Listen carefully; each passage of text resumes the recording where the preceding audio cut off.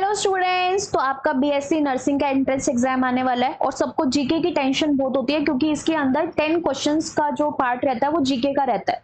तो I am definitely sure हर साल एक क्वेश्चन अवार्ड और ऑनर्स में से आता है। तो आज हम इन अवार्ड्स एंड ऑनर्स के बारे में पढ़ेंगे जो हमारे न्यूज में बहुत ज्यादा फेमस है। ओके, तो लेट्स स्टार्ट। सबसे पहला जो अवार्ड है that is a Padma award. बेटा that is a second civilian award, second highest civilian award. अब सेकंड हाईएस्ट सिविलियन अवार्ड का मतलब क्या होता है कि जो हमारा हम जैसे मान लो कि आज आपने कोई ब्रेवरी का काम किया है तो वहां पर जो हमारी प्रेसिडेंट है वो हमें क्या करती है, ये पद्मा अवार्ड से नवाजती है।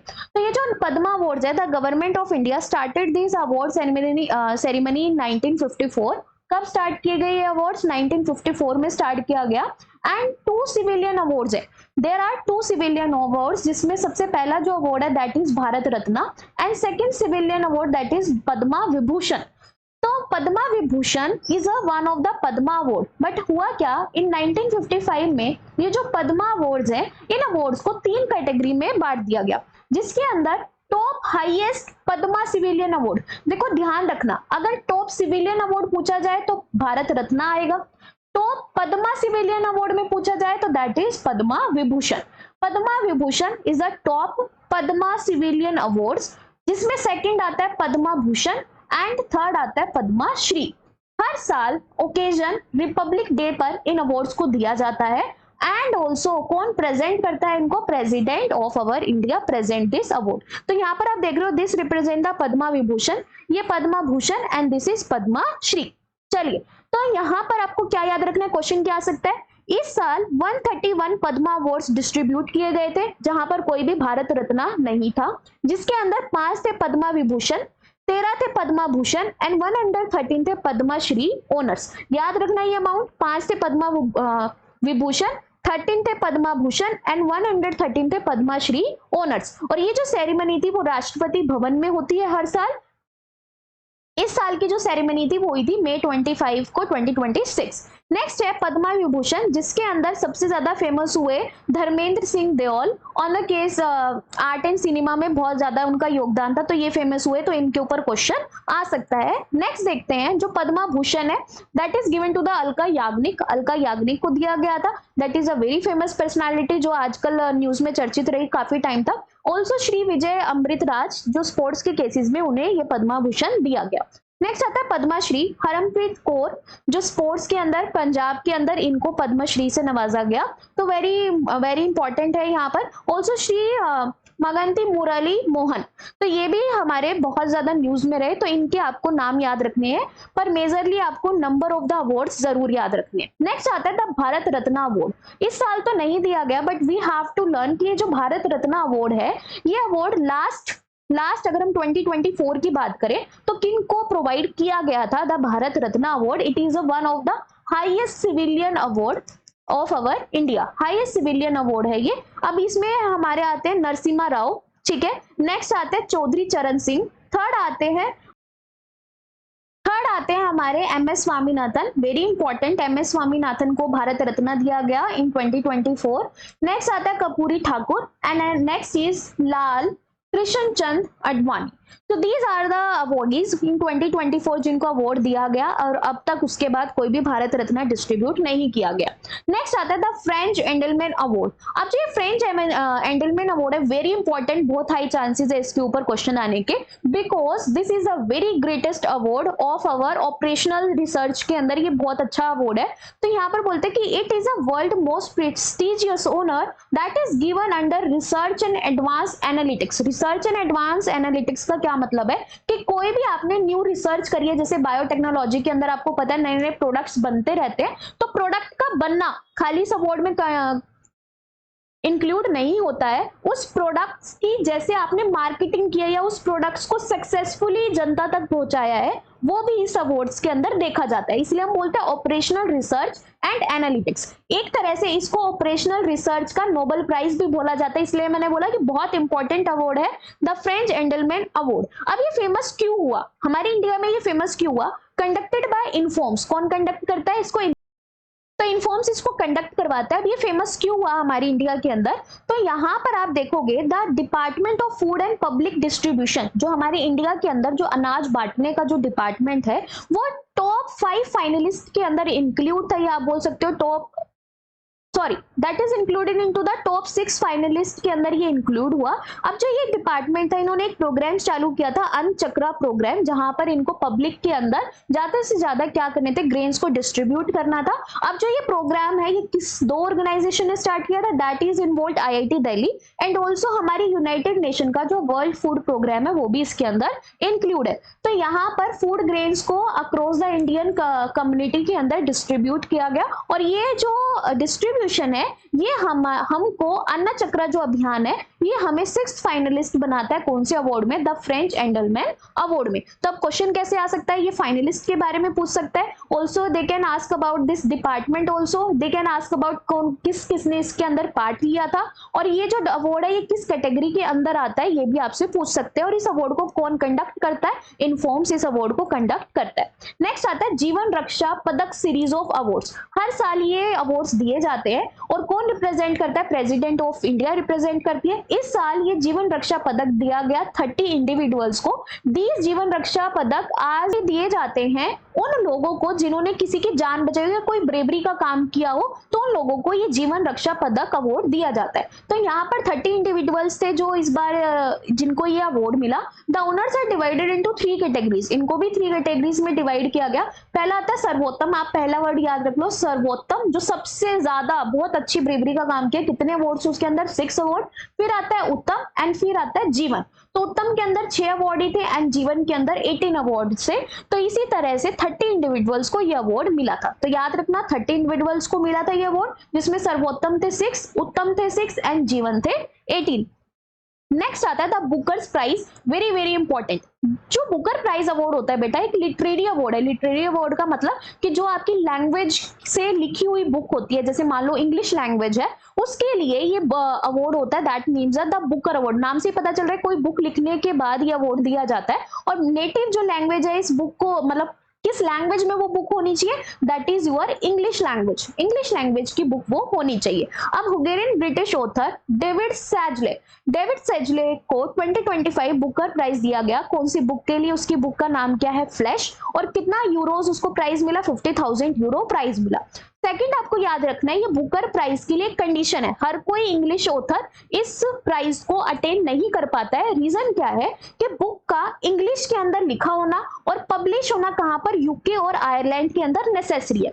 जो बुक इंग्लिश में लिखी होगी और यूके और आयरलैंड में पब्लिश होगी, उसी बुक पब्लिशर को क्या मिलेगा, द बुकर प्राइज मिलेगा, अकॉर्डिंग टू द जो उनके विनिंग के लिए क्राइटेरिया होंगे। पर बेसिक क्राइटेरिया क्या होना चाहिए, इंग्लिश में होनी चाहिए और यूके और आयरलैंड में पब्लिश होनी चाहिए। अब हम ये क्यों पढ़ रहे हैं, तो हमारा जो अवार्ड है ये दिया तो गया डेविड सेजले को, पर यहाँ पर हमारी एक पर्सनालिटी बहुत ज्यादा फेमस हुई, दैट इज डीप। तो अब हम इस बुकर प्राइज को क्यों पढ़ रहे हैं, तो आपको यहाँ पर एक लेडी की पिक्चर दिख रही है, her name is Banu Mushtaq. हुआ क्या, the 2025 international booker prize awarded to an Indian author that is Banu Mushtaq. Ma'am यहाँ पर 2025 बुकर अवार्ड डेविड सेजले को दे दिया बेटा, that is a national award. National और इंटरनेशनल में क्या डिफरेंस है, इंटरनेशनल अवार्ड के अंदर क्या होगा कि जहां पर रीजनल लैंग्वेज की जो बुक्स है उनको इंग्लिश के अंदर ट्रांसलेट किया जाएगा, फिर जाकर उसको कहां पब्लिश किया जाएगा, यूके और आयरलैंड के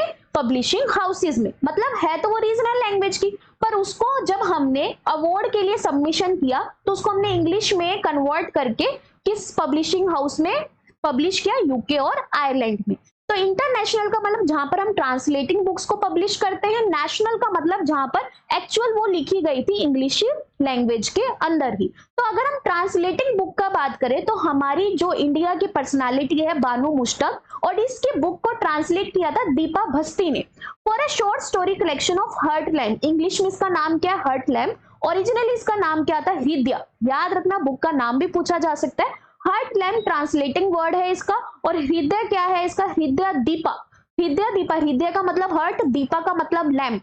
कन्नड़ में ये बुक थी ओरिजिनली, जिसको ट्रांसलेट किया गया था इंग्लिश के अंदर। तो इन्होंने 2025 का बुकर प्राइज जीता है और इनको भी यूरो 50,000 प्राइज मिला, साथ में इनके दोनों को मिला, ऑथर को भी मिला है और ट्रांसलेटर को भी मिला है। Rewards the finest work, reason इन्होंने लिखा कि ट्रांसलेटेड बुक थी ये और ये पब्लिश किया गया यूके और आयरलैंड की पब्लिशिंग हाउस में।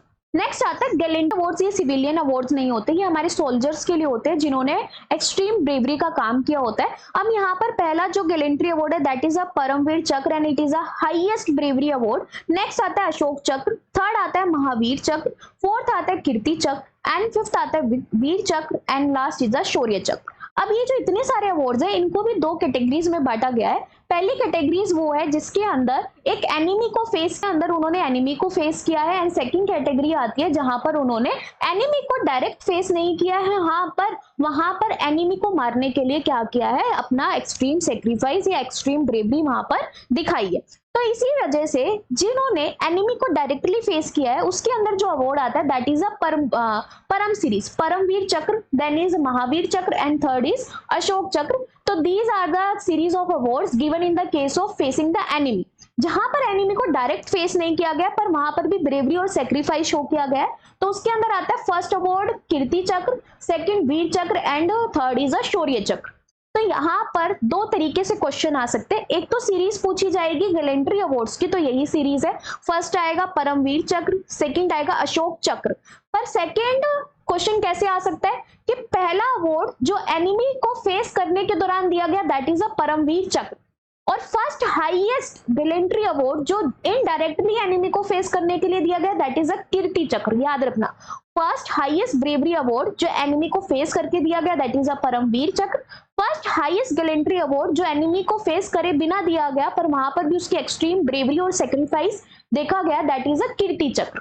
अगर नॉर्मल गैलेंट्री अवार्ड पूछा जाए तो आपको ये वाली सीरीज याद रखनी चाहिए। ओके, नेक्स्ट उसके बाद क्या है, अब यहाँ पर हम इन गैलेंट्री अवार्ड्स को क्यों पढ़ रहे हैं, क्योंकि Shubhanshu Shukla is a very famous personality that attain India's highest peace time gallantry award. क्या मिला है उनको, अशोका चक्र। अशोका चक्र का मतलब कि उन्हें हमारे इनडायरेक्टली जो एनिमी को फेस करता है वो वाला अवार्ड मिला है। अब हाईएस्ट को लिखा गया क्योंकि इस कैटेगरी का ये क्या है, हाईएस्ट अवार्ड है। ओके, तो याद रखना क्या मिला था शुभांशु शुक्ला को, अशोका चक्र मिला था and it is a highest peace time gallantry award. Next है this rare and historic recognition, और क्यों दिया गया, एक ब्रेवरी यहाँ पर लीडरशिप शो की गई, कहां पर, द प्राइमरी मिशन पायलट थे ये एक्सियोम 4 मिशन। क्या नाम है मिशन का, Axiom 4 mission to international space station. और ये पहले ऐसे हमारे ऑफिसर बने जिन्होंने इंटरनेशनल स्पेस स्टेशन में अपना योगदान दिया है। Through this mission he become the first Indian to visit ISS and set foot in the space. तो ये वेरी इंपॉर्टेंट है, शुभांशु शुक्ला, अशोका चक्र मिला है इनको। क्यों मिला है, क्योंकि ये पहले ऐसे एयरफोर्स के हमारे मेंबर थे जिन्होंने ISS के अंदर अपना पार्ट या अपना योगदान दिया है मिशन में एंड शोज अ एक्सट्रीम इन्होंने लीडरशिप वहां पर क्या की है, शो की है। कौन से मिशन के दौरान, एक्सियोम 4 मिशन। नेक्स्ट आता है द नोबेल प्राइजेस। एक क्वेश्चन यहाँ से भी आ सकता है। पहला जो नोबेल प्राइज है वो फिजिक्स के केसेस में दिया गया। कौन थे इसमें, जॉन क्लर्क। आप एक नाम याद रख लो तो आपको बाकी की सीरीज याद हो जाएगी। जॉन क्लर्क ने दिया, किस बेसिस पर दिया गया, they found a chip revealed the quantum physics in action. किस तरह से क्वांटम फिजिक्स रन होती है, तो आपको ये भी याद रखना पड़ेगा कि फिजिक्स के अंदर जो नोबेल प्राइज इस बार डिस्ट्रीब्यूट किया गया था उसका बेस क्या था। नेक्स्ट नोबेल प्राइज है केमिस्ट्री के अंदर। आपको एक नाम याद रख लो जो भी आपको अच्छा लगे, जैसे सुजुमो कितगवा, नेक्स्ट उसके बाद रिचर्ड रॉबसन, आप कोई भी नाम याद रख सकते हो। अब इसका बेस क्या था कि इन्होंने केमिस्ट्री के अंदर molecular architecture contain rooms for chemistry, मतलब एक ऐसी सॉलिड स्ट्रक्चर, ऐसा एक रूम बनी हुई स्ट्रक्चर्स को इन्होंने इन्वेंट किया था। अब डीपली हमें नहीं पढ़ना है, बस आपसे समझ लो कि एक आपके पास डाइस है, मल्टीपल कलर्स का जो हम खेलते नहीं है कि एक कलर्स को हम एक तरफ अरेंज करते हैं, इस तरह की एक मॉलिक्यूलर स्ट्रक्चर इन्होंने इन्वेंट की थी या डेवलप की है। नेक्स्ट उसके बाद क्या है, Nobel prize in literature. It is very famous, news के अंदर ये रहा, दिया गया था किसको, दिया गया था ये लेज़लो क्रैस्ज़ेनाहोरकी। इनको ये अवार्ड प्रोवाइड किया गया था। पर ये अवार्ड फेमस क्यों हुआ, क्योंकि हमारी one of the Indian personality इस अवार्ड के अंदर बहुत ज्यादा फेमस हुई। नो इंडियन ऑथर वॉन, कोई जीता अवार्ड नहीं है इन्होंने, ऐसा नहीं है कि इन्होंने अवार्ड विन किया है। तो यहाँ पर ये फाइनल नॉमिनी के फॉर्म में नोबेल प्राइज लिटरेचर अवार्ड में प्रेजेंट थे। और for the Nobel prize literature award in 2025 however acclaimed novelist, novelist का मतलब कि वाइडली स्पेक्युलेटेड, इंटरनेशनल मीडिया ने इनको बहुत अच्छा कंटेंडर घोषित किया था। तो इंडिया के अंदर ये बहुत फेमस हुए और इनका नाम क्या है, अमिताभ घोष। तो याद रखना कि नोबेल प्राइज में एक इंडियन पर्सनालिटी को क्या किया गया था, नॉमिनेट किया गया था, जिसका नाम क्या है, अमिताभ घोष। ओके, तो यहां से क्वेश्चन आ सकता है।